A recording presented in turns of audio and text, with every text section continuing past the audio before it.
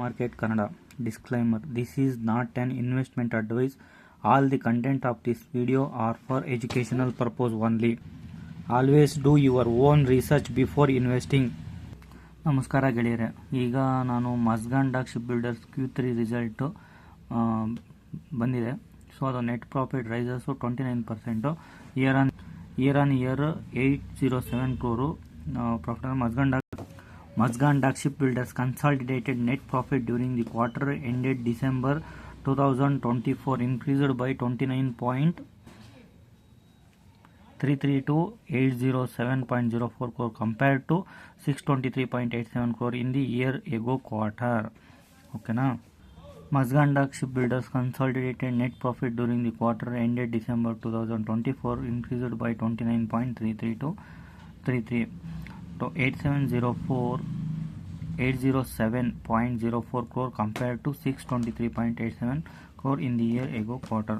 Mazagon Dock Shipbuilders revenue from operation came in at 3,143.62 crores during the October-December 2024 quarter, closing a 30% year-on-year increases compared to 2,362.47 crore in the corresponding quarter last year. On a sequential basis, the net profit growth was 38.7% over 581.84 crore during the September 2024 quarter. Meanwhile, revenue from operations grew 14% on quarter compared to 2,756.83 crore in the preceding quarter. Mazagon Dock Shipbuilders quarterly ರಿಸಲ್ಟ್ನ ನಾನು ಈಗ explain ಮಾಡ್ತಾರೆ, ಅದನ್ನು ನೀಟಾಗಿ ನೋಡಬೇಕು ಅಂದರೆ.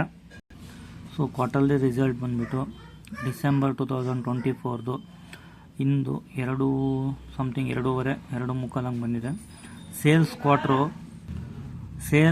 3,144 ಕೋಟಿ, expenses 2,327 ಕೋಟಿ, ಆಪರೇಟಿಂಗ್ ಪ್ರಾಫಿಟ್ಟು 817 ಕೋಟಿ, OPM 26% ಇದೆ, ಅಂದರೆ ಕ್ವಾರ್ಟರ್ಲಿ ಚೆನ್ನಾಗಾಗಿದೆ.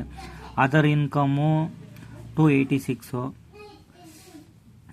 ಇಂಟ್ರೆಸ್ಟು 1 ಐತೆ, description 40, profit before tax 1,663 crores.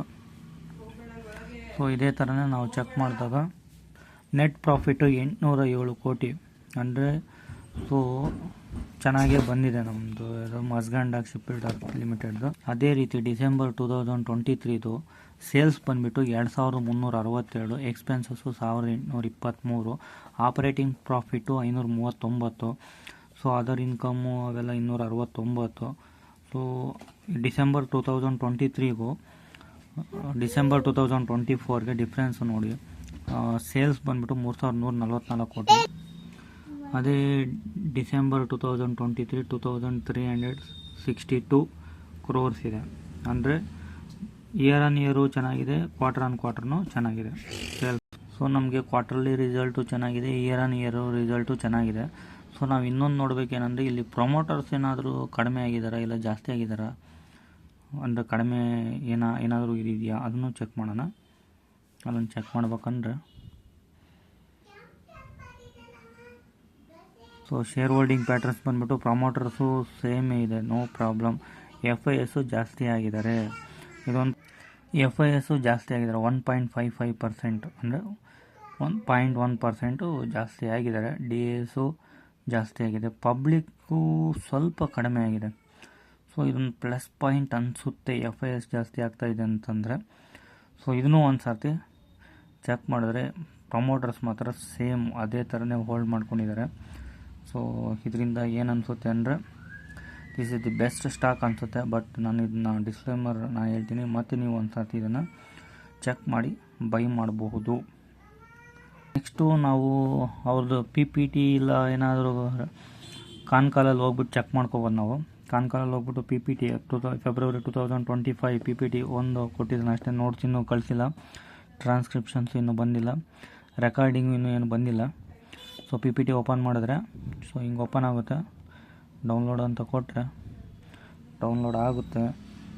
So ಅದನ್ನು ನಾವು ಇಲ್ಲಿ ಚೆಕ್ ಮಾಡ್ಕೋಬೋದು. ನಾವು PPTಯಲ್ಲಿ ಏನಿದೆ, ಟೋಟಲ್ 28 ಪೇಜ್ ಇದೆ ನೋಡಿರಿ. ಸೊ ನಾನು ಇಷ್ಟನ್ನು ಒಂದು So dear sir, will reference to the captional subject, kindly note that corporate investors presentation on company's performance for the quarter and period ended on 31 December 2024 has been uploaded on Mazgandak Shipbuilders Limited website, a copy of which is enclosed here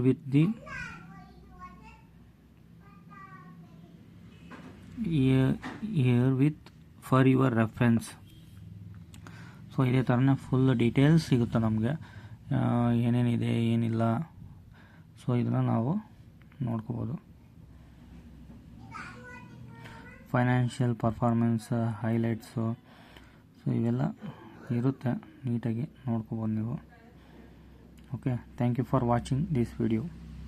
ಈ ವಿಡಿಯೋನ ನೋಡಿ subscribe ಮಾಡಿ ಮತ್ತು like ಕೊಡಿ, bell icon press ಮಾಡಿ. So ಇದೇ ಥರನೇ ನಾನು ಕಲಿತಾ ಇರ್ತೀನಿ, ನೀವು ಕಲೀರಿ.